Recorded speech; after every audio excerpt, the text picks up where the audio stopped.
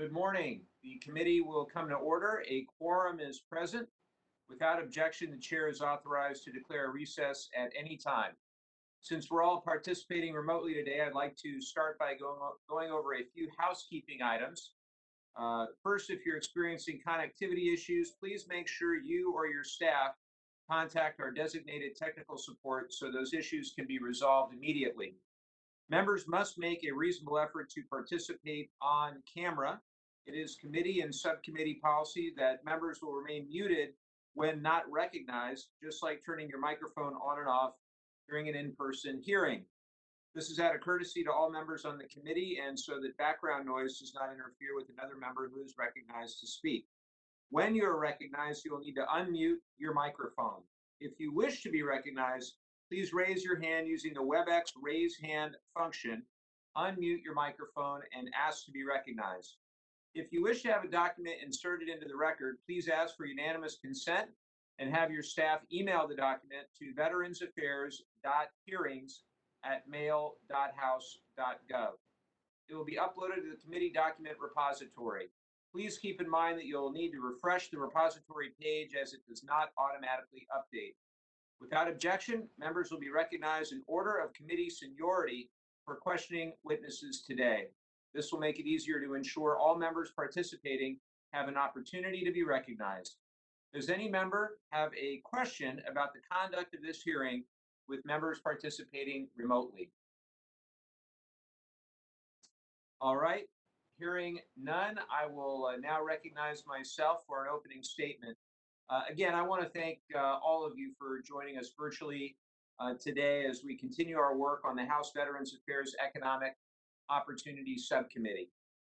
COVID-19 may be changing the way we operate, but it will not stop the work of this committee.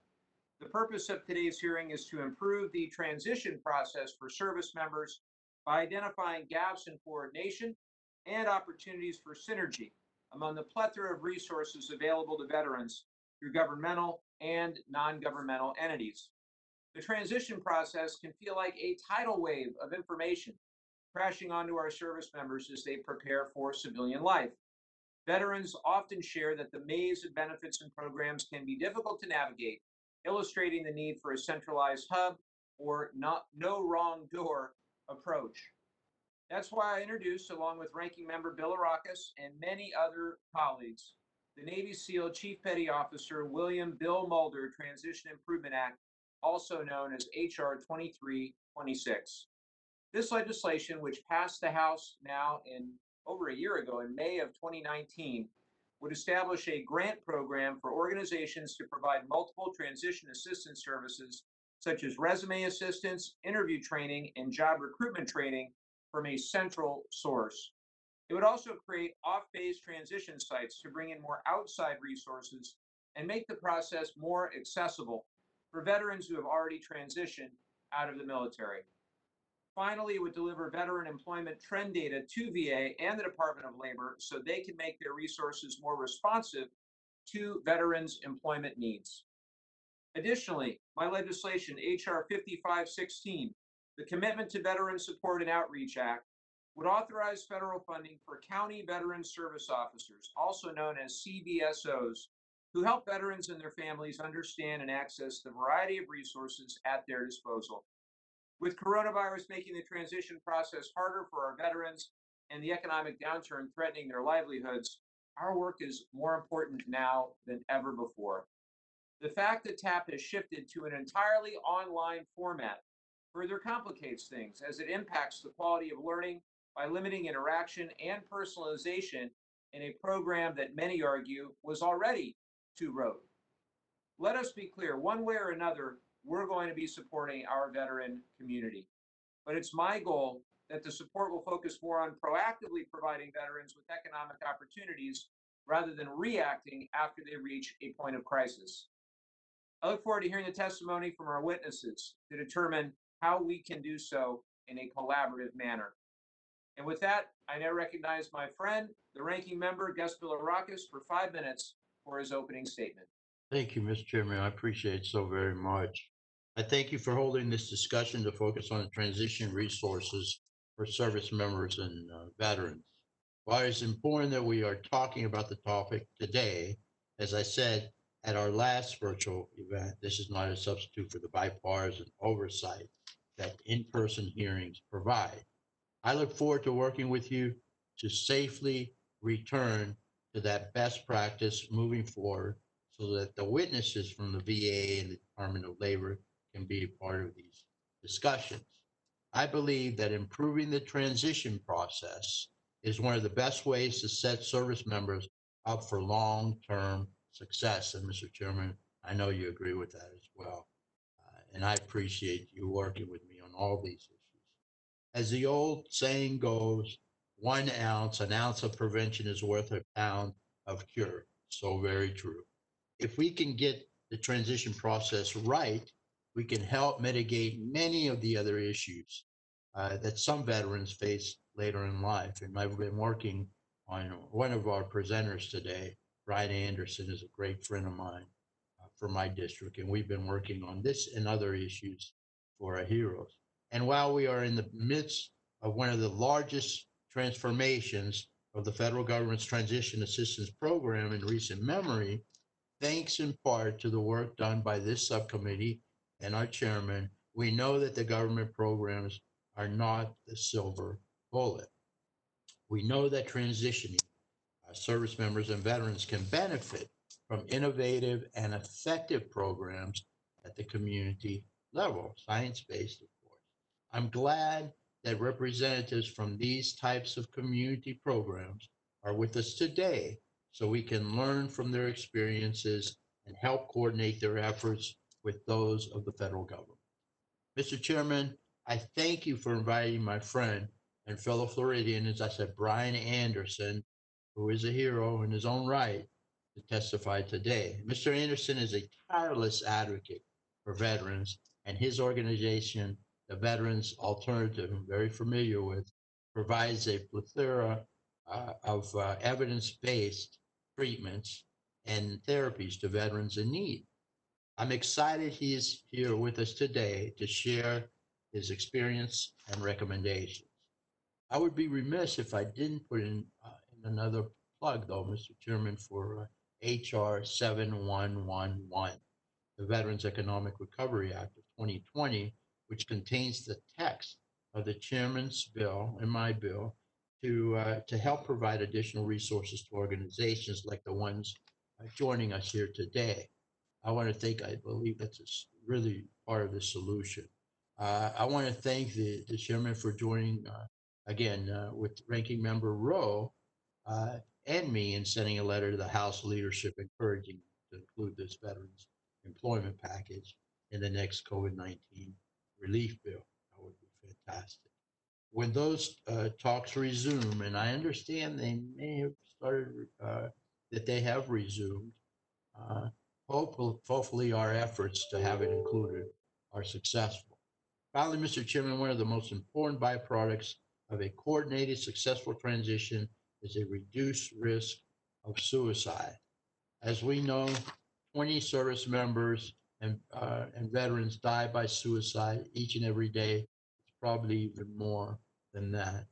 Earlier this month, the Senate unanimously passed Senate Bill 785 as amended, the Commander John Scott Hannon Veterans Mental Health Care Improvement Act of 2019. This bipartisan, multifaceted legislation is designed to help VA and community providers, like the ones testifying again before us today, better support veterans uh, at risk of suicide. Recently, San Diego Veterans Coalition joined 30 other veteran serving community organizations from across the country and signed into a letter encouraging Chairman Takano to work with the House leadership to pass this bipartisan bill and send it to President Trump's desk without delay. Mr. Wilson, who represents the San Diego Veterans Coalition, is here today, and I look forward to hearing more from him about this letter of support and why we must act now on Senate Bill 785.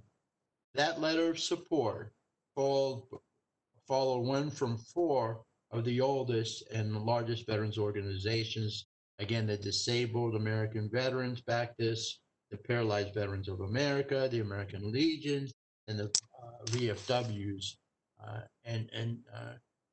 Actually, one was sent by one of the newest veterans organizations as well. They signed on, the Iraq and Afghanistan Veterans of America, asking for similar action. Mr. Chairman, I would like to ask for unanimous consent that we submit these three letters of support for Senate Bill 785 into the. Without objection, they'll be inserted, and I look forward to working with my friend, the ranking member, and our full committee on the pressing issue of veterans' mental health. I thank the ranking member for sharing these letters, and look forward to continuing to working together in a spirit of collaboration. And I share your hope that we'll be able to get some of this legislation over the finish line this Congress. I know we're working on it, and I've been so encouraged by the recent successes that we've had with the Pools Act, and hopefully we'll be able to carry some of this other legislation forward. And I'm sorry we're not all together, but I thank your witness for joining us from Florida. I thank our two great witnesses joining us from the San Diego area. Grateful that you're here, and that does bring us to our witnesses. I am disappointed that VA declined to participate in today's hearing. We always do appreciate their perspective, but make no mistake, we have a great group of witnesses today, as I mentioned, including from our respective communities in Florida and in California. Joining us on the panel, we have Mr. Maurice Wilson, Vice President of the San Diego Veterans Coalition. Great to see you, Mr. Wilson. We have Mr. Daniel Romero, Senior Director of SAY San Diego. Mr. Romero, thank you so much. We have my good friend and constituent, retired Marine Corps Brigadier General Paul Lebedine. General, thanks for joining us as always and for all you do. And we have Mr. Brian Anderson, founder and CEO of Veterans Alternative. Thanks for joining us, Mr. Anderson. As you know, you're all going to have 5 minutes for your oral statement today, but your full written statement will be added to the record. With that, I'd now like to recognize Mr. Wilson for 5 minutes. Good afternoon, Mr. Chairman. As Ranking Member Bilirakis and other members of the subcommittee, on behalf of the San Diego Veterans Coalition and our constituency of transitioning service members, veterans, and spouses, I'm pleased to testify at this hearing concerning coordinating transition. The SDVC is dedicated to a collective purpose of helping our veterans and families successfully transition from military to civilian life. We were founded in 2009 and incorporated in 2012 as a premier convener of San Diego County. We bring together over 150 unique organizations, businesses, and government agencies, and we support these partners in their services, their events and activities, as well as through leadership via a few of what we call our action groups, covering areas such as physical and emotional health, family life action group, veterans empowered, successful, and thriving, as well as what we call our education, employment, and entrepreneur action group. The purpose of the coalition is to serve the needs of San Diego's regional veterans, their families, and significant others. We intend to improve collaboration and coordination among community service providers in all sectors, nonprofit, community, state, federal, formal councils. We're a very collective body of organizations. Let's just kind of get to the heart and soul of it. Every year, 250,000 military service members embark upon the transition from active duty to civilian life. For many, this is a difficult process. It's not just a vocational change, but it's a multifaceted, monumental life change. Now, while it's critically important to provide career transition support and guidance for our transition service members, it's equally and perhaps even more important that they also receive support to transition their identity from military to civilian life through required cognitive and psychological support. A supplemental community-based program to the current TAP program is currently needed. We're not looking to supplant TAP, we're looking to complement what goes on with TAP. With the Navy SEAL Chief Petty Officer William Bill Moser Transition Improvement Act serving as a foundation, the SDVC is implementing what we call the Transition Integration Process, or TIP. TIP is an industry-driven, community-led initiative to reboot the lives and careers of transitioning service members and veterans in San Diego to promote a strong workforce. By focusing on and resolving the key reintegration issues of veterans and the challenges employers face trying to hire them, TIP will help close the reintegration gaps of veterans by orchestrating a predictable veteran talent pipeline from military service to employment in priority sectors throughout the region. The TIP's goal is to leverage local resources across what we call 4 key transition domains: engagement, transition, workplace, and community integration. Each domain is coordinated through the San Diego Veteran Coalition community members who have been vetted to offer specific services in a particular domain so as not to oversaturate a service. Tracking is managed through a cloud-based community information exchange that monitors and tracks cohorts as they move from one service provider to another. More recently, several workforce studies have revealed that reskilling veterans will be paramount as we pull out of the COVID-19 pandemic. Therefore, in light of this need, the San Diego Veteran Coalition calls on Congress to support the rapid implementation of House Resolution 2326 introduced by Congressman Mike Levin, calling for the formation of off-base community-led transition centers to help address the transition reintegration issues. This will enable local communities to orchestrate resources, coordinate training with local educational institutions, engage employers, and build a viable local economy through small business development. But most important, it will help veterans and their families successfully reintegrate into a new life of their own choosing through the reintegration progress. I leave you with this quote from the office of the chairman of the Joint Chiefs of Staff of Reintegration back in September 2015. As a nation, we cannot meet our full potential of reintegrating veterans and their families back into civilian society unless the military, government, nonprofits, and veteran service organizations and private partners collaborate around a mutual agenda and partner to address the challenges facing our veterans as they move into civilian life. Thank you, Mr. Chairman, for the opportunity to share our viewpoint on transition. Thank you, Mr. Wilson. I thank you for all your great work. And before we go any further, I was informed that the ranking member actually wasn't with his opening remarks. And I'm sorry, Gus, I cut you off, but I want to go back to you so you can finish up with your opening remarks. Go right ahead. I'll be very brief, Mr. Chairman. Thank you very much. I appreciate it. Don't worry about it.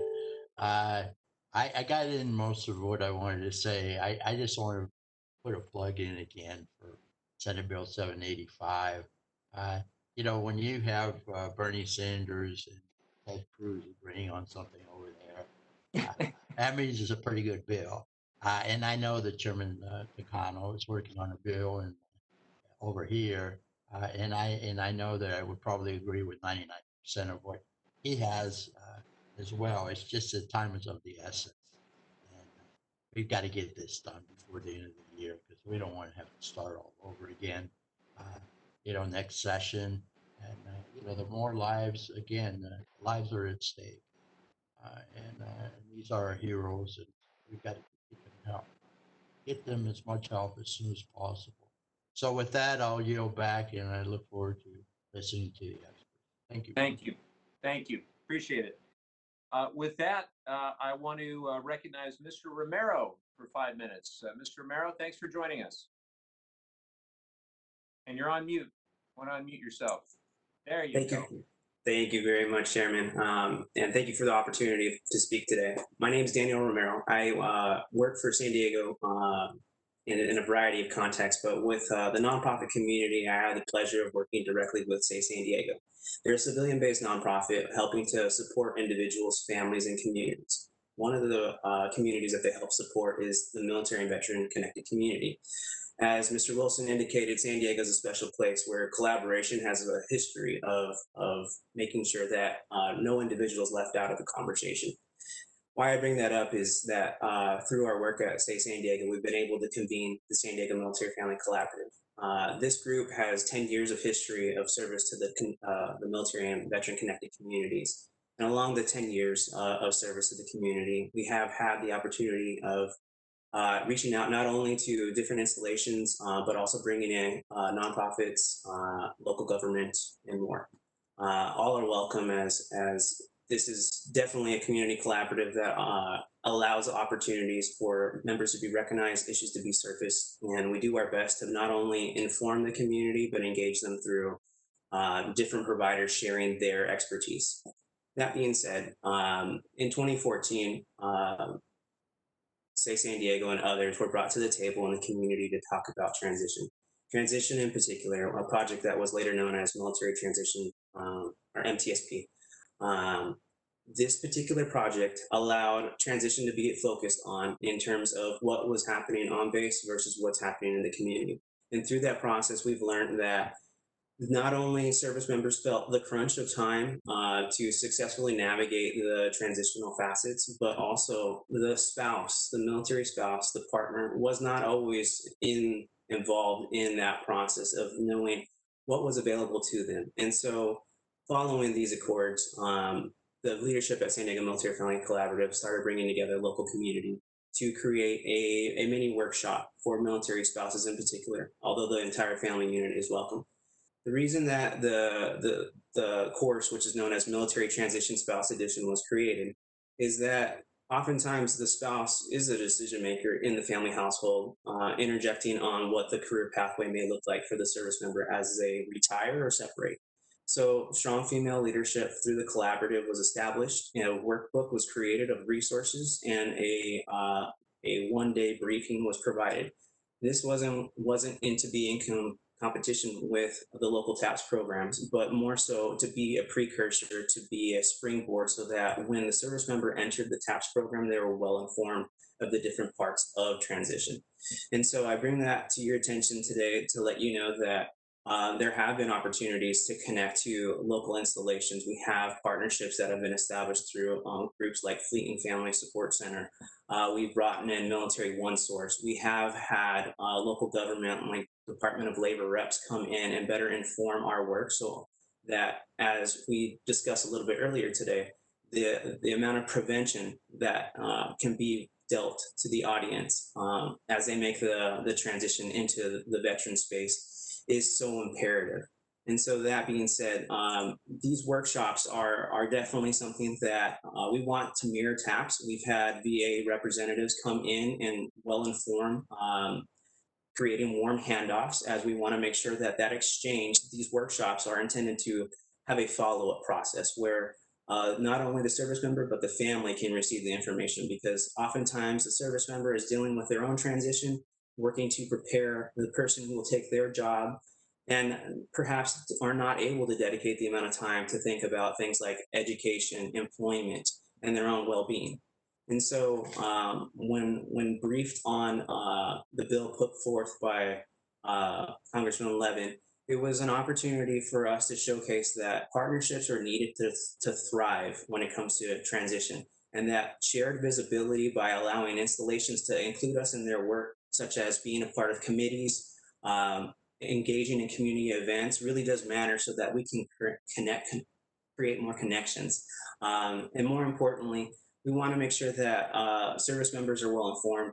And that often is a premise that they think that healthcare and VA benefits are the ultimate fastest to navigate, but we want to share that there are more aspects, including employment, including social emotional wellness, that need to be considered, because oftentimes you can feel like that loss of identity really does fracture your connection into the veteran space. And so that being said, I'd like to once again thank you all for the opportunity. Just to remind you that whenever possible, to create a hub and utilize the community to put forth additional support. The community is welcoming and ready for the challenge. Thank you. Thank you, Mr. Romero. Appreciate that very much. I'd now like to recognize my friend, General Levadine. I'd like to thank him for his more than 3 decades of service in the United States Marine Corps, for his continued leadership, and for joining us here at this hearing today. General Levadine, you're now recognized. Good morning, and thank you for the invitation to testify today. My service encompassed leading commands from a rifle platoon to the 4th Marine Division, to include 7 combat tours. I'm not part of any organization or government entity, and my testimony today is simply from my individual perspective based on my experiences during my service and now in retirement. I believe the impetus to have me testify today came from my participation in the virtual Veteran Suicide Awareness Summit that was hosted by Congressman Levin on 10 July 2020 that included many of the local stakeholders in the San Diego region. During the summit, I was asked to present some of the best practices from my active duty experiences in preventing suicide that could be introduced in the local veteran community. What I believe caused the most interest in my presentation was my comments on what I considered to be one of the seminal issues concerning preventing veteran suicide. And I did this through drawing an analogy from my 2 years serving in Afghanistan to why, in my opinion, the United States and NATO did not meet perhaps the timelines for the anticipated end state. I used the 2009 General McChrystal PowerPoint slide to illustrate my main points. It is a complex slide with many lines drawn that represent all the interlocking factors that had to be positively influenced in some coordinating fashion to enable the government of Afghanistan to competently deliver governance and security. Similar to Afghanistan with regards to veteran suicide, there is no void for higher guidance. VA has a 10-year national strategy. The leadership of DoD and the VA conduct high-level conferences.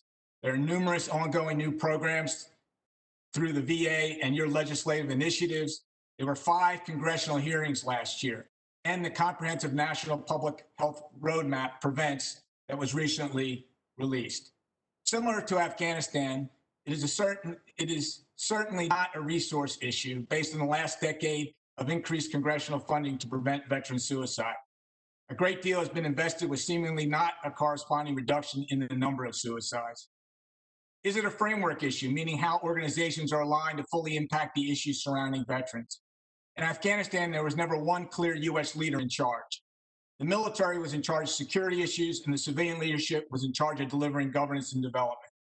You would hope that everyone coordinated to best maximize the efforts on the ground, but unfortunately, without the ability for one leader to set the course and be held accountable for their decisions, defining what best to coordinate on and how to do it led to many divergent actions, which impacted the ability to timely bring the maximized effects possible to establish an independent government in Afghanistan on a reasonable timeline. Likewise, at the regional and local level, how does the community best organize to maximize all their resources to impact veteran issues? There's an array of interested parties and stakeholders that include, of course, the VA, all layers of local government, nonprofit organizations, and profit-earning businesses. I know many would argue there is ample coordination through local councils and boards, but I would contend that given the degree of guidance and resources, that a better framework of accountability at the regional local level has to be established. I realize that every legislation that provides funding for organizations has metrics to measure the effectiveness of their program to evaluate future viability. However, without a holistic approach to measure the effectiveness of a region or local area, it leads to isolated cases of successful actions in specific instances, but the larger systemic issues seem not to improve as much as they should be considering all the combined efforts that are being made. There may be a number of options on how best to coordinate organizations to not work for each other in a structured way. It has to be more than informational coordination. The main goal is to build a structure that has the authority to enforce some type of accountability to ensure the maximum impacts of directed coordination. Part of the organization needs to include an inspector general, IG type of function, and only focuses on how organizations are performing in their defined lane to ensure the goal of overall synergy is not being sidetracked in execution.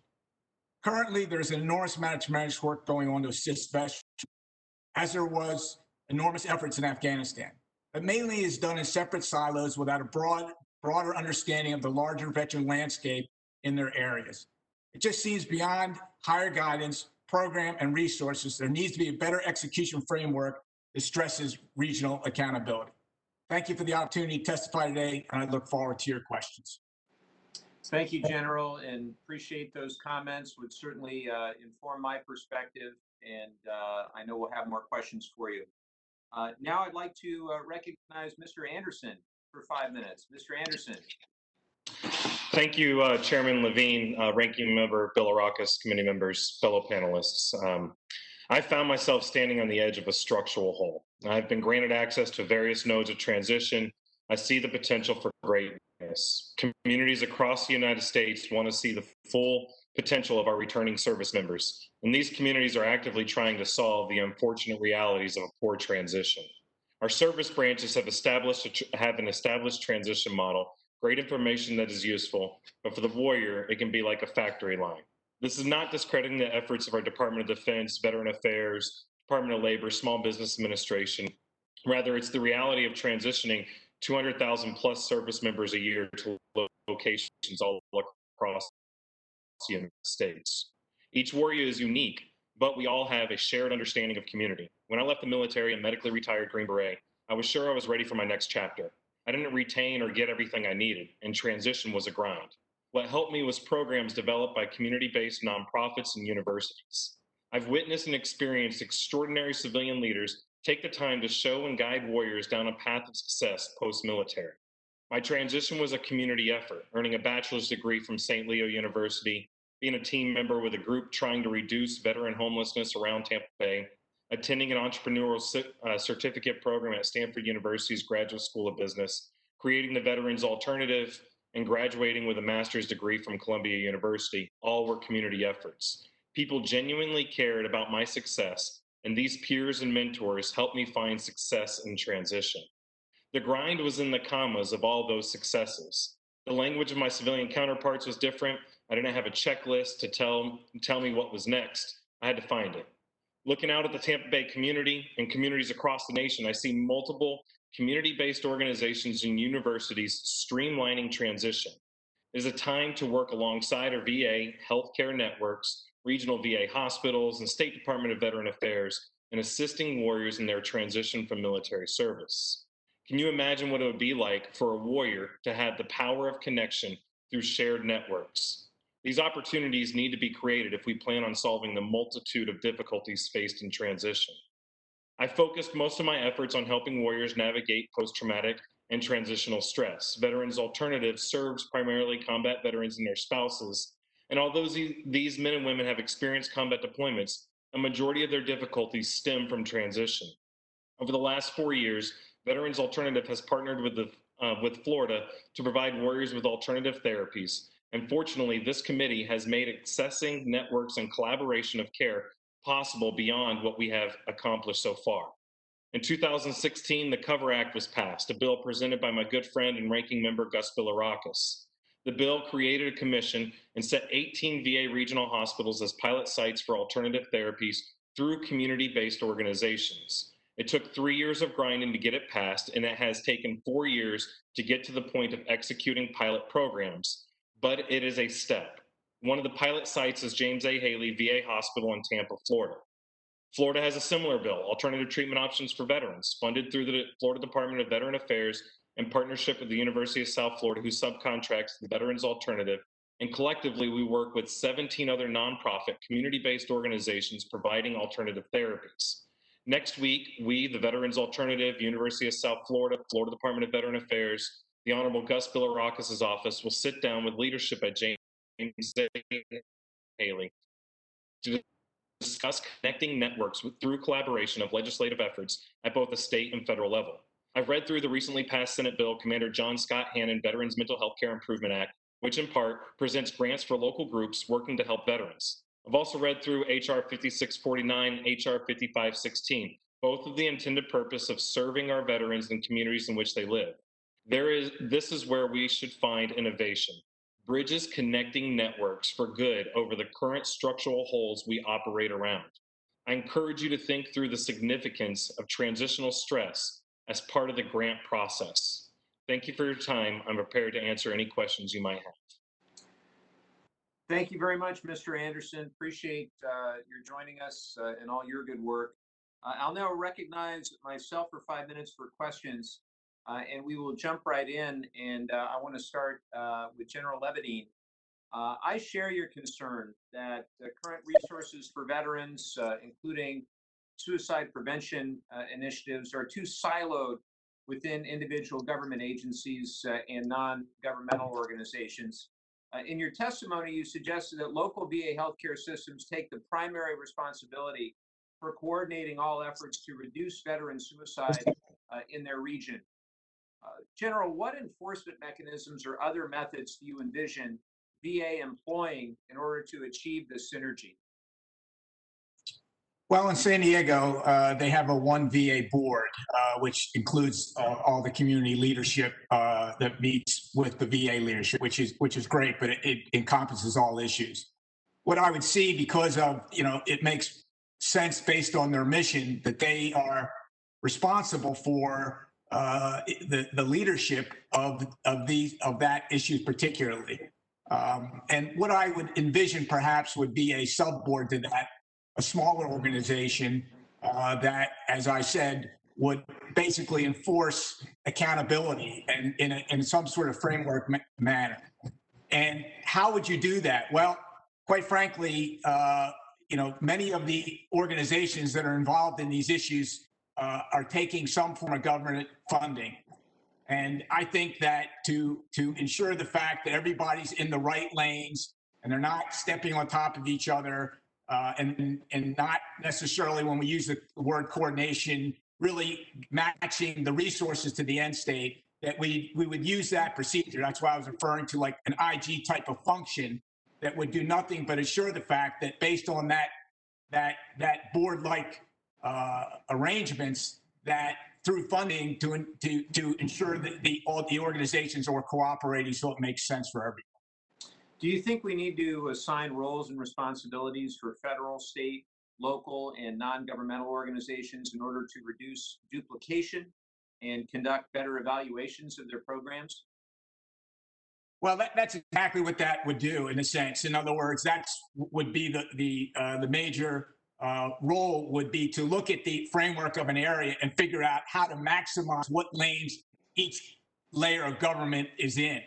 And I would hope from, obviously, it's always a conflict. That's not necessarily the right word, between what's federal, what's state, what's county, what's local, and who's responsible for that.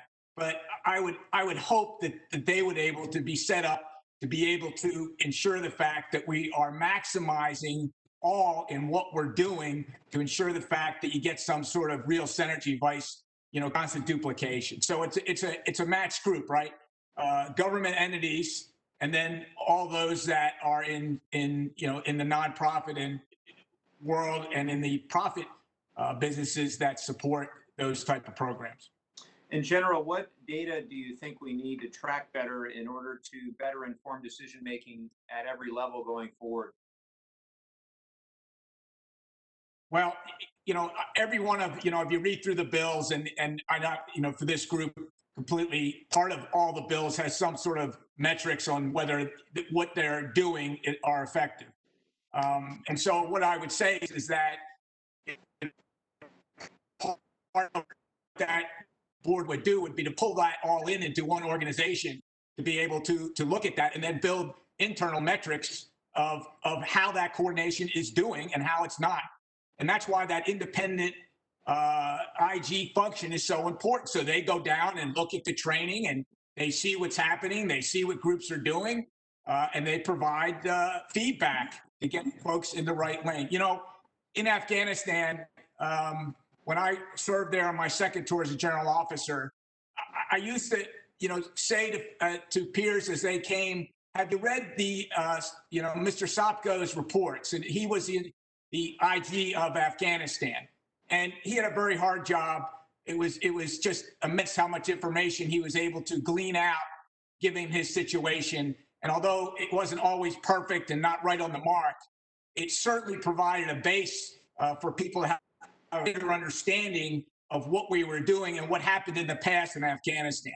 And so I use the analogy here that without that type of function, then all the organizations doing all these sorts of things are vying individually for those that are transitioning and their families. And I just cannot see, without some sort of overview at the regional level, that also has the ability to respond to all the higher entities, whether it be government or the VA, that we will be as successful as we could be. Sorry for going on too long. No, thank you, General. And don't worry, the others all have questions for you later, and we'll come back to you. But I want to recognize the ranking member for 5 minutes for his first round of questions. Thank you. Thank you, Mr. Chairman. My first question is for Mr. Maurice Wilson, who's the first vice president of San Diego Veterans Coalition. By the way, I think the San Diego area may be number 2 in the country. Guess who's number 1? Tampa Bay, right? I don't think you agree with that, but they are number 2 for sure, and we're very fortunate. We've got some of our other colleagues on here that might make a case for their states as Yeah. well. I don't know. But in any case, I thank you so much, all you do, all the nonprofits, and working with the VA is so very important as well. So last week, Mr. Wilson, your organization, the San Diego Veterans Coalition, signed a letter of support for Senate Bill 785, the Commander John Scott Hannon Veterans Mental Health Care Improvement Act of 2019, which also urged the House to quickly pass this bill.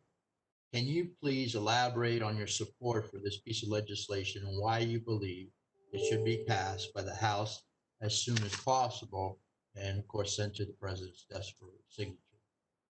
Thank you for the question, Mr. Ranking Member.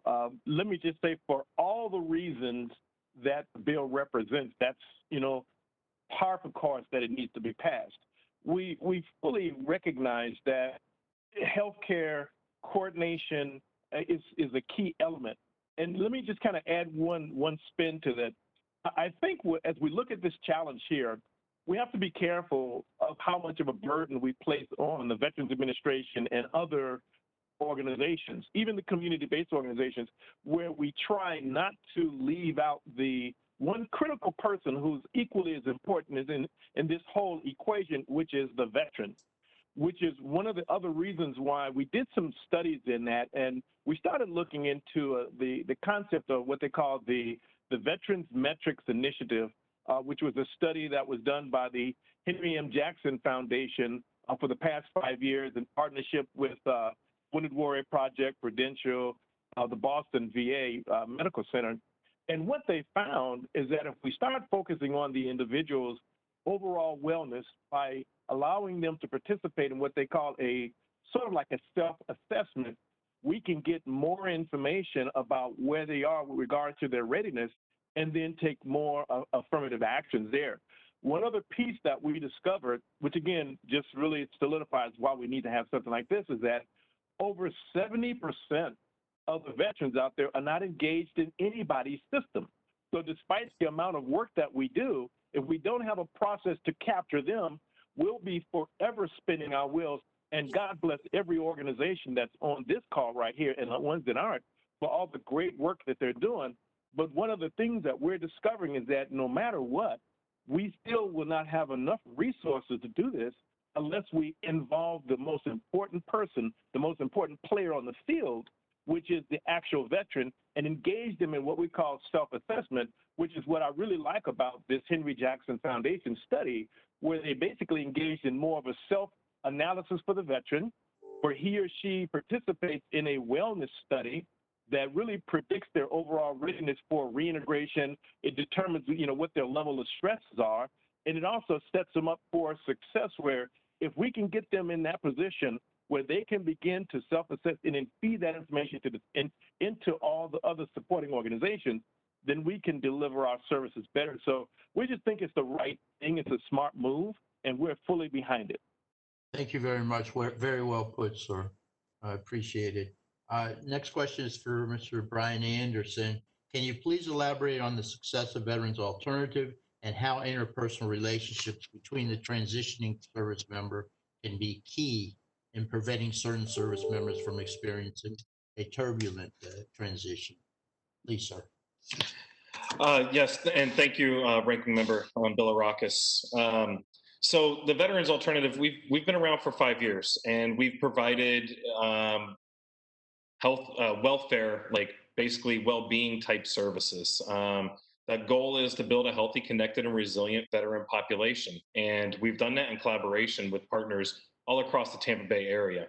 That's why I see these partners, and we keep on trying. I think San Diego, it's great that there's a coalition. It's crazy how many coalitions that seem to pop up on a consistent basis, and they all want to solve something, right? But between all of our organizations, there's this gaping hole. And that's where all of these warriors that we say we place them first, that's kind of where they're at, is in this gaping hole where our networks aren't shared. We're not bridging across these communities to be able to connect. And um, it's not a hit on the VA. It's not a hit on the Department of Defense. We've got MacDill Air Force Base right here, a beautiful base, and they have a transition assistance program there. But most of our community organizations cannot get involved with that transition process. Um, it's very exclusive. So when you're bringing it down to the community level and you're able to provide resources to community-based organizations that follow some stringent guidelines for how they report their financials and how they serve their warriors and the metrics they do to show that they're actually solving a problem. When you're bringing it down to them, you're actually involving the community in which these warriors are moving to or transitioning to. You're involving them exactly in their transition process. And I can tell you, we have some phenomenal leaders across Tampa Bay. And I guarantee you, there's communities like this all across the United States. They want to work in partnership. We can't do it all. There's no doubt. There's a commission that the Veterans Affairs has to serve our warriors, our county veteran service officers. 5516 is that bill that shows them being able to work with community organizations. And that's a great way to bring those efforts together. And we get exactly down to that warrior who doesn't know about the resources that are available inside the community just by connecting our networks. Thank you, Mr. Chairman. I yield back. Thank the ranking member, and I'd now like to recognize my friend Ms. Luria and thank her for her 2 decades of service in the Navy and her great representation in the state of Virginia. Ms. Luria. Oh, thank you, Mr. Levin, for holding this hearing and having me today, and Ranking Member Bilirakis. And I would say, we got San Diego, Tampa Bay, and then the Norfolk, Virginia Beach, Hampton Roads area. We probably covered some of the largest areas of concentrations of veterans separating in the country. We have 8 major military installations here in Hampton Roads with every service. So we're very familiar with this issue of veterans separating, and from a perspective of our community, we want to see them be successful. We would like more of them to choose this as home and stay here. And we have a lot of huge economic growth opportunities happening in this region, such as offshore wind, which, a lot of skills that people have built in their military service make them great for that kind of work. But I do continuously see a gap between the information that the veterans receive through the transition process and the needs of the community and how we link those together. One of the things that has been highlighted a lot in our work, both on this committee, I'm also on the MILPERS subcommittee within Armed Services, so kind of on both sides, the DoD and the VA side of the equation for transition assistance. And Mr. Bergman is as well. I don't think he was able to join us today.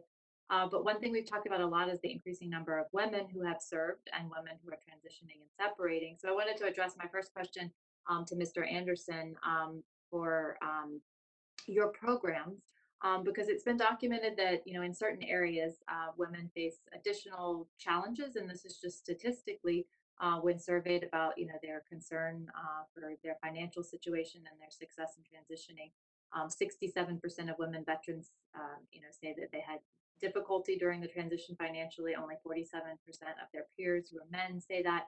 And I just wanted to hear specifically from you, Mr. Anderson, about Veterans Alternatives. Are there any specific programs tailored towards women who are separating that have been very successful? Because I would love to bring those to this community and also to this committee, and the programs that we build and support through the VA and MILPERS subcommittee. Thank you very much for that question. The Veterans Alternative, we really focus on transitional stress and post-traumatic stress, and we've provided week-long wellness programs for our combat veterans. We've done that with full groups of only female veterans, which has been really exciting to see that group. We've partnered with several organizations across the state of Florida. We actually have a license plate now just for female veterans, and it's really kind of been something over the last 4 or 5 years that's been taking off. The recognition for our female fighters who have transitioned into the area. So it's quite amazing to see that. As far as services that we have directly at the Veterans Alternative, again, it's transitional stress that we work with. It's post-traumatic stress that we work with, that we've provided services for. And I wish I could have more information for you, but I know I can follow up with some of the services that I've seen pretty robust across the Tampa Bay community. And a lot of that has involved both James A. Haley VA Hospital and Bay Pines and some of the programs that they provided for our female veterans. Okay, well, thank you. And I'd love to hear follow up from you or anyone else on this panel if there's specific programs in your regions or areas that we need to look at more broadly, because it's been is the largest growing demographic within it's something of interest as well. And I'd like to also shift to General Lebedine as well for my follow-on question. We talk a lot about veterans broadly, but I think that the transition are different for people who separate after only a few years of service, separate either as junior enlisted and junior officers, or those who separate after a full career, either as senior enlisted or senior mid to senior grade officers who've served a full 20 years. And I don't know if you have any thoughts, from your own experiences and from your work, if there are additional things that we should be looking at to make sure that that transition at that point in someone's career is being addressed properly, or if there's more that we can do. Because I know I did the 5-day, executive PAP 05 and above class, and you know what I mean? It's just a lot of information at the same time, and there are some special resources dedicated to that, but they're not broadly available geographically across the whole country, for example. Yeah, that's an excellent point that almost at every hearing it should be made, right? The clarification between those that are serve one term or two terms, and they're tremendous, and retirees, right? In other words, it's just a different set of circumstances when they are now transitioning on to their next lives, and what their problems will be versus our younger veterans and what their issues are. So you're spot on. In other words, and that's what I was referring to in the sense of silos and how to coordinate. Because if you take an area like San Diego or Tampa, what organizations have the best resources for the retirees versus those that are the first termers, right? In other words, I just say, when you put everyone into one vat, even, and no, I'm not trying to be pejorative in, difference between officer and enlisted, but I will tell you that when you put, for example, our junior grade officers sitting with an E3 in their transition TAP program, you can darn sure that junior officer is going to be turned off in an hour. I mean, it's insulting to them, given what they had to do in a sense to get a commission versus those that are coming in. And I don't mean it in any type of way of except that's somewhat of where people are stationed in life. So it is something that has to be addressed in a sense of what programs are providing, those type of services post-TAP program. So I absolutely concur with you. One of the problems that we face with all these issues is that one size does not fit all in the sense of their life experiences, and we can actually turn people off by sitting them in a room and telling them, what color tie to wear in an interview. I can just quite frankly tell you, like listening to everyone today, Mr. Anderson, just listening to him. Yep, he got a lot of help, but he's also Mr. Anderson. And what I mean by that is that he's a successful person. He's going to make successful decisions, but he damn sure knew when he was separating, what color tie to wear. And so, I just say to all of you that is part of the issue that I think that these problems face. In other words, how do you coordinate with some sort of accountability to keep people in the right lanes for whatever area the country they're working in, to maximize them and not overlap them to the extent that we end up as I don't know if it's a great analogy, but let's face facts in the sense that what we're talking about are not new issues, right? If they were solvable, they would have happened a decade ago. So, similar to, I kind of tried to use Afghanistan, but if we don't have some sort of accountability mechanism at the regional level to keep, let's say for an example, Mr. Anderson, Mr. Romero, Mr. Wilson coordinated to get the best effects. I do think that there's probably some, believe me, I'm not trying to dissect your organization. I'm just simply saying there could be a lot of overlap that doesn't get us to where we want to go. That's a long answer. I apologize. Well, no, thank you for that feedback. And, I think we all agree that there are so many people in this field trying to help veterans through their transition who are all very well intentioned. And anything we can do to synchronize and make their efforts more efficient and reach the veterans in the most effective way is really why we're having this discussion. So thank you for being part of it. And I yield back several minutes past my time expiring. Absolutely fine. I appreciate it. Representative Luria, appreciate your comments, General, as well. I had a few more questions of our other witnesses that I didn't get to ask. I wanted to start with Mr. Romero. Hub organizations like yours have really started to gain traction in a lot of communities as a one-stop shop for military and veteran families. And I think we need to do more to support that kind of work. And if you look at our HR 2326, part of the idea is to provide grants for organizations like yours that are using the hub model. How can we evaluate the effectiveness and promote the best practices when it comes to connecting veterans to resources across the spectrum, federal, state, local, and non-governmental? How specifically should we be evaluating effectiveness and promoting best practices? Thank you for the question. This is one of those things that we've talked about the no one size fits all, but in certain accords, there are some key facets of transition that ultimately determine whether or not a military family, transitions successfully. I know that the bill that we have been discussing, in a lot of ways focuses on the employment piece, employment and finances, and that is crucial. And I think that one of the things that we're noticing out in the community is that underemployment of our veterans and veteran families is occurring on a regular basis. So we need to find jobs that have some sustainability for the family to be able to live at a comfortable level. And so, job placement is always one metric that we look at, but also we're looking at, the ability to access certain resources. So in some ways, we do have a checklist as a part of our workshops to see, as an individual connected to healthcare, receive those benefits. Have they connected to relocation to understand that process of their final move? But also, as I was mentioning earlier in my testimony, there's also some things that are hard to quantify, such as social emotional wellness, because identity of an individual as a service member, as they transition into that veteran space, you lose a lot of the supports that they have garnered over the years.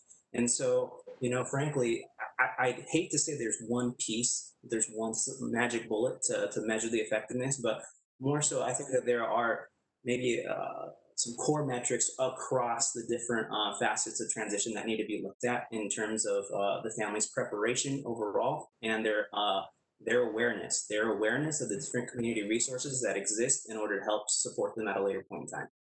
Thank you for that. Another question for you. The current transition process lacks the ability to provide a service member transitioning out with the information about resources in his or her new community, which might be halfway across the country or, for that matter, in another part of the world. And you suggested addressing this gap by creating an online repository of all these resources. If a federal agency were to undertake such a project, what steps would you suggest they take to ensure that organizations listed on the site are reputable and provide high quality services? It's a great question. We're seeing in the nonprofit community groups like Charity Navigator coming together to ensure that organizations are transparent in their work. That's the first key step. I think that demonstrating that transparency and the effectiveness of their work should be integral in being able to be listed as a resource.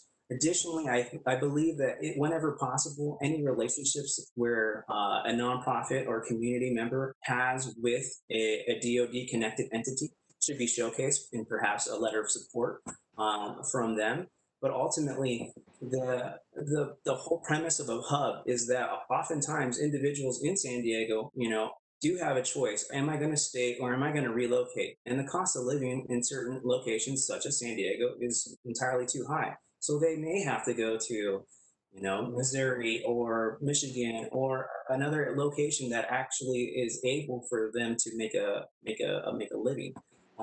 And some of these locations may or may not have access to base or insulation or local VA that's as robust as others. And so, having the hub concept virtually, and I also should preface virtually with the ability to have peer navigators, with those who have lived experiences and who can understand how to navigate and connect different individuals to support groups is going to be vital in the success of a hub, virtually or in person. Thank you. If the ranking member will indulge me, I just have a few quick questions for Mr. Wilson, and then I'll be done, and I'll turn to the ranking member for his final questions. Mr. Wilson, thanks again for joining us. What practices does the San Diego Veterans Coalition employ to improve coordination among service providers, and how can the federal government support that type of collaboration? Great question. Thank you. We actually started about 6 years ago working with what we call the VCAT model, Veterans Community Action Team. It was a study that was put together by the Altarum Institute back in 2012 that really spoke to how community-based organizations work together, what are the rules of the road, how do they monitor themselves, and then how do they plot out success.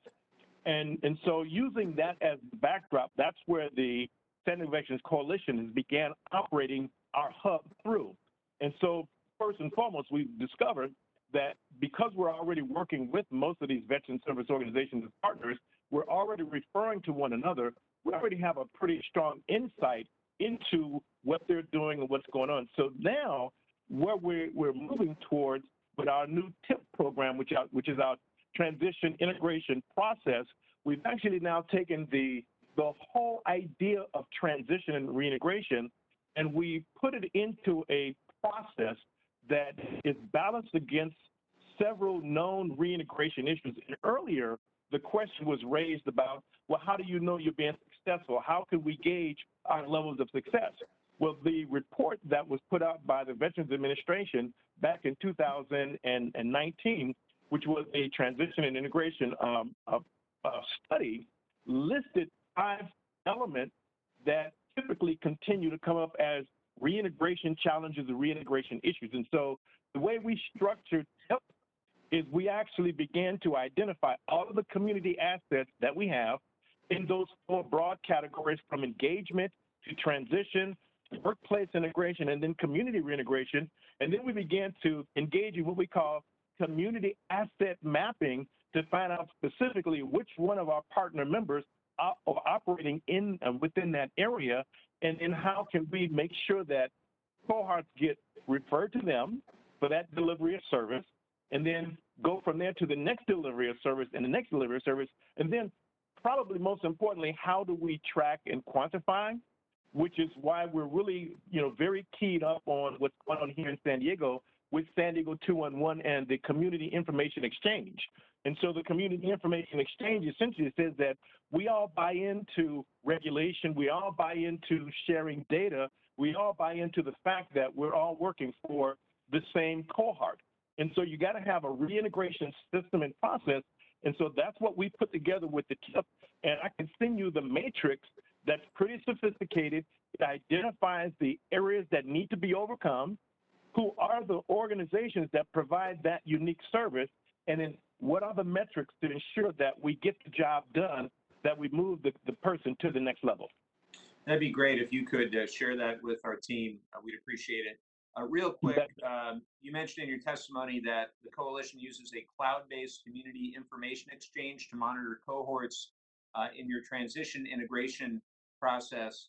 How does the exchange track information in a way that protects the veteran, but also allows service providers to proactively identify and reach out to at-risk veterans? Again, great question. So it's a Salesforce platform that has been extensively studied for the past 6 years. We've gone through major iterations of legal oversight. We've talked to multiple partners in terms of compliance, making sure that we breach no confidentiality. So it's been very, very well vetted.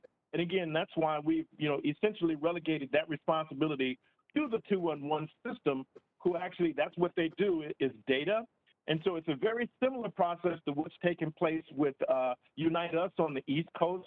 It's sort of like our version of that, but it goes a lot deeper because it gives you more insightful data on the individual, as well as allows providers from one provider to the next to share key information without breaching confidentiality.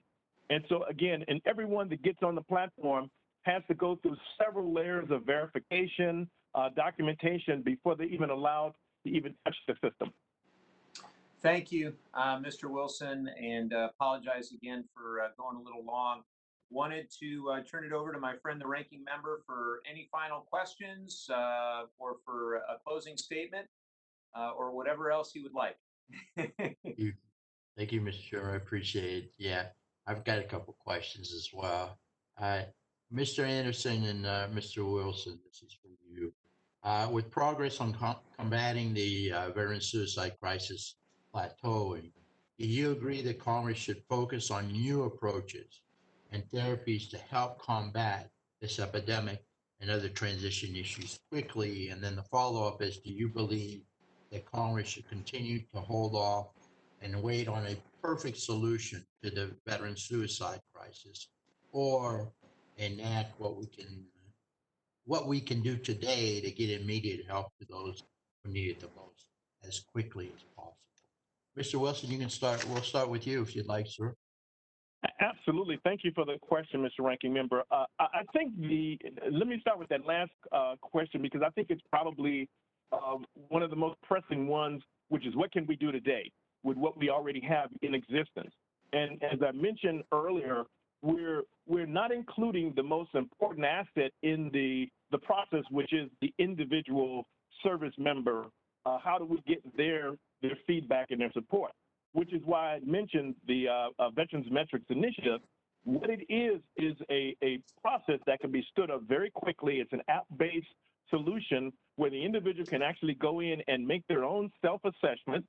That information could be stored in a database that, we can define who gets access to it, that has sort of like a warning level that says if the person assesses themselves personally to be at a 5, on a scale of 1 to 10, to be a 5, then that's considered critical and it warrants some kind of an intervention where the system could actually kick in and notify service providers what's going on and how to intervene and how to help. The folks up in Los Angeles are just now getting ready to implement what they call the Veteran Peer Access Navigator program. They just put out a call for proposals yesterday.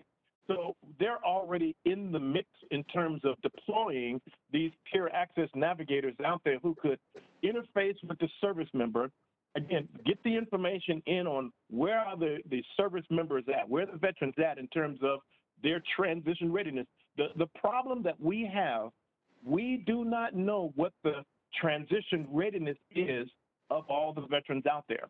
And as I pointed out before, 70% are not even in the system. So we need a tool that we can implement tomorrow or yesterday or last year to implement that self-assessment so we can take some action on that one. And I'll pass over to Mr. Anderson. Yeah, please, Mr. Anderson. Yeah, what really scares me is we don't have suicide numbers for the last 6 months that we've been in the midst of COVID. And that I'm really scared about it. We've been attacking this in the state of Florida. We passed the alternative treatment options for veterans, a state bill that looks at 5 alternative therapies. We use an evidence-based inventory to measure our warriors from pre to post, all the way 6 months after they've gone through whatever that alternative therapy is. And we did that to cover down on the Cover Act. Now we're looking at combining those efforts with measurement, right? So we can see how this is working. What's really unique about this, though, is it's allowing more community-based organizations to grab a hold of these warriors and make them a part of it, right? We don't have that ability inside our VA hospitals and inside our vet centers. But through our community-based organizations, you have a peer support environment, right? An environment that's conducive to help a warrior walk forward and find growth and find, that fellowship that they had inside their military of people that are supporting them along the way. I think that's extraordinarily important. And when you make bills like the Senate Bill 785, where it's bringing down dollars to community based organizations to not only help out with transition, but to also help out with well being.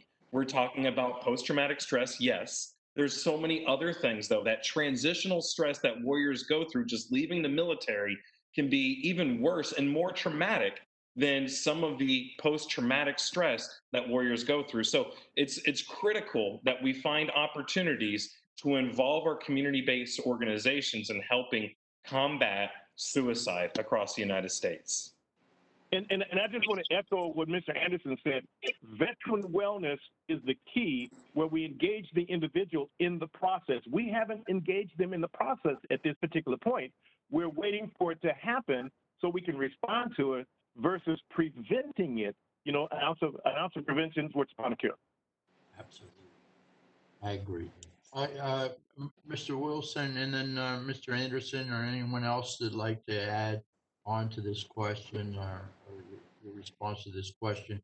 In your written statement, Mr. Wilson, you appropriately lay out the challenges facing our workforce post COVID-19 in regards to reallocation of jobs and the need for reskilling.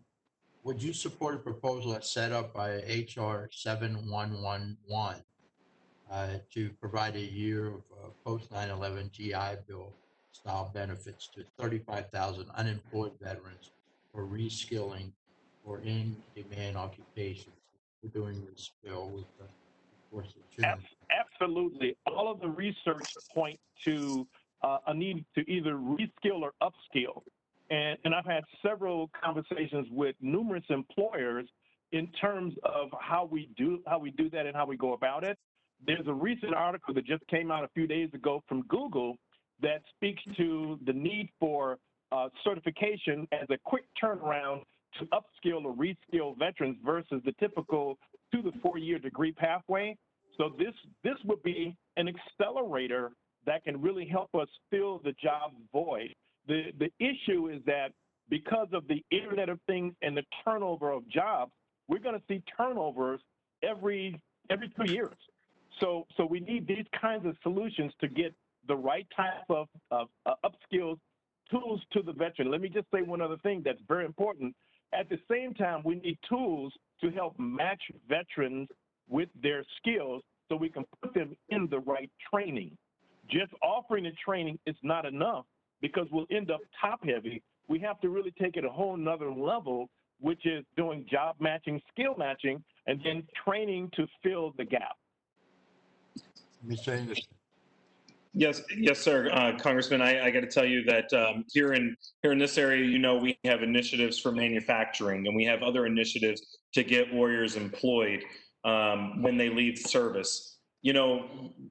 I spoke a lot of different universities, and I mentioned those universities. Some of these certificate-based programs that are outstanding at our universities are not covered by the GI Bill.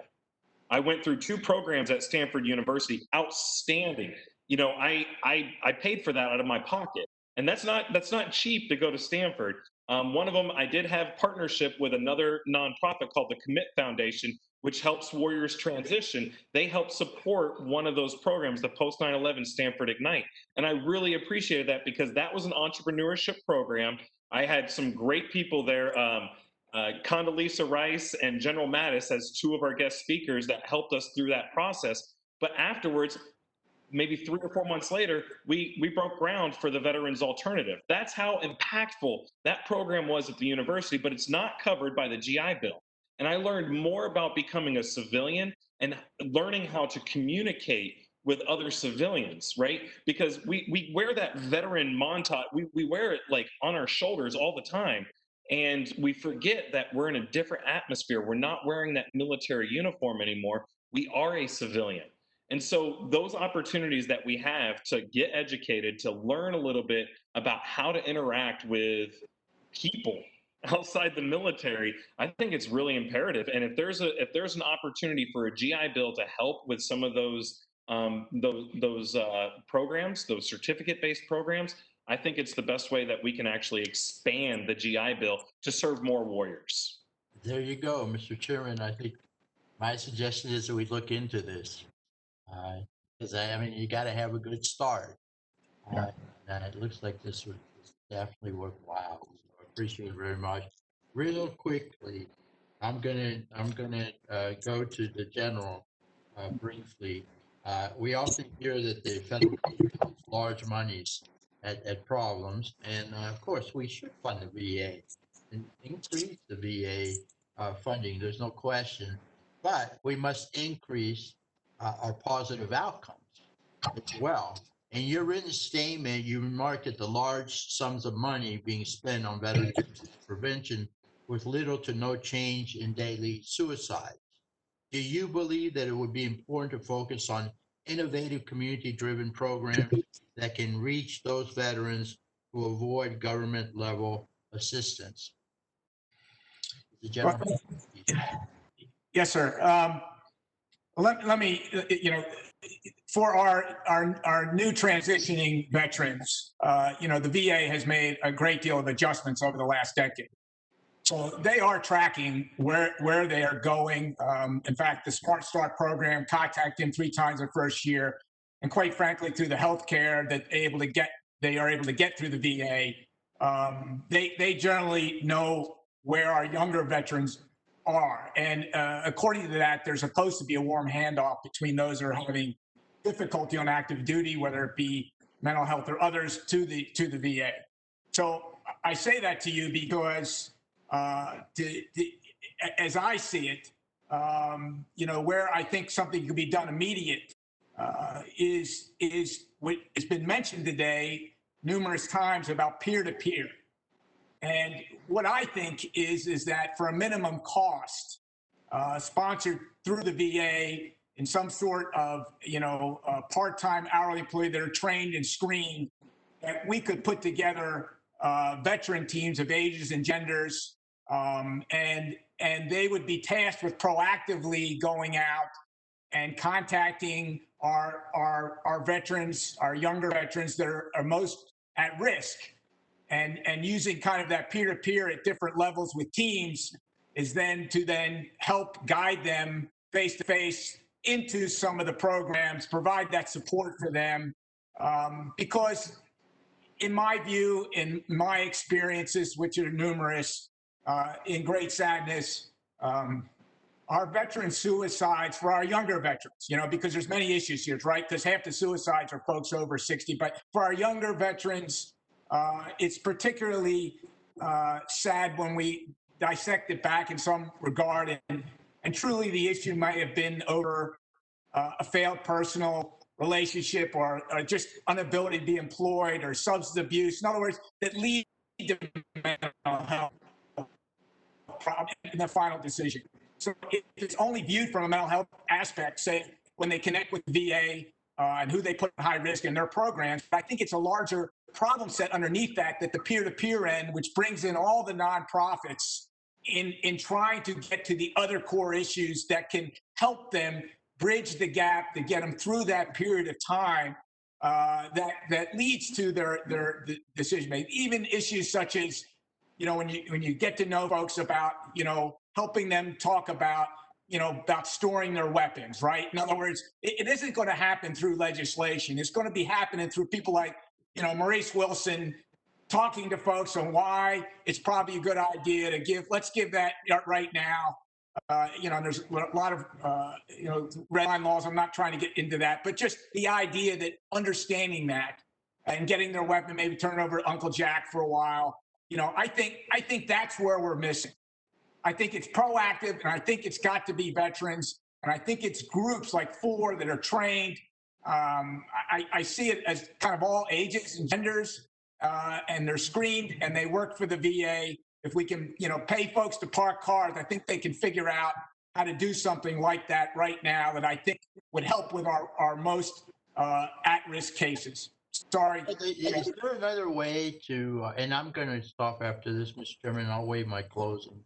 But is there, does a volunteer peer program exist where the veteran who's been successful but has gone through these experiences, a transition process, could link up with you would call that person a sponsor with a veteran, and we would maybe initiate it, facilitate it, and make sure that similar environments and how that person can help. Because I know of quite a few veterans would probably want to participate in something like that. They are successful. They want to help their brothers and sisters. Does anything like that exist? Go ahead, sir, if you'd like. Well, I know at Long Beach they have a program that does somewhat what I described. I'm not aware.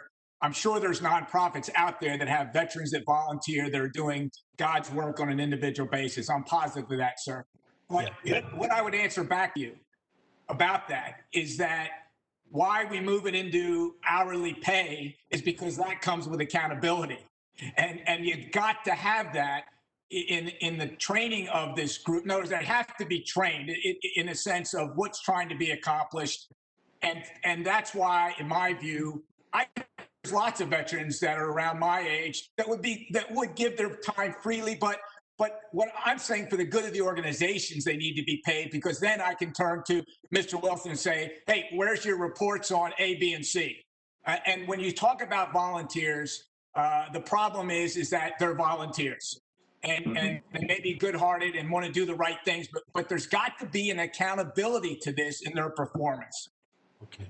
And Well, if I could and training is important too. I understand, but there are a lot of professionals out there that I know. I can think of many that would love to help their fellow veterans, and they would report. Now, it's just a suggestion. But Brian, do you have any comments on something like that? Otherwise, I'm going to yield back. Yes, sir. Actually, we have a couple of programs in Tampa that do just this, do just that. But when I was talking about standing at the edge of a structural hole, when we connect our transition nodes, our organizations throughout the VA, they actually have a peer support program.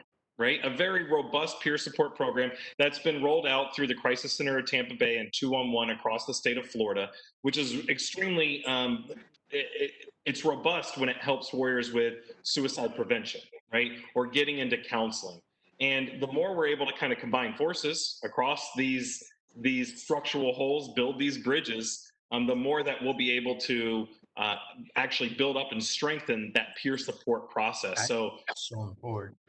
Not just suicide, but but also preventing suicide, but also life experiences and sharing stories and what have you. I think it would be very valuable. Anyway, with that, Mr. Chairman, I'll yield back. Well, I thank the ranking member, and if there are no further questions, we'll go ahead and bring this to a close. But I really want to thank our witnesses.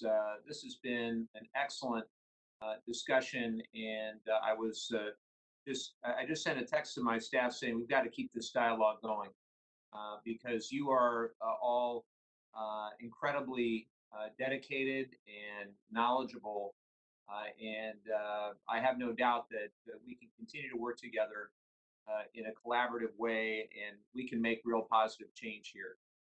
This subcommittee now the last couple of years has had great success and gotten results. And I think we're going to have more success in the next several months, hopefully before the end of September when we all get back to Washington.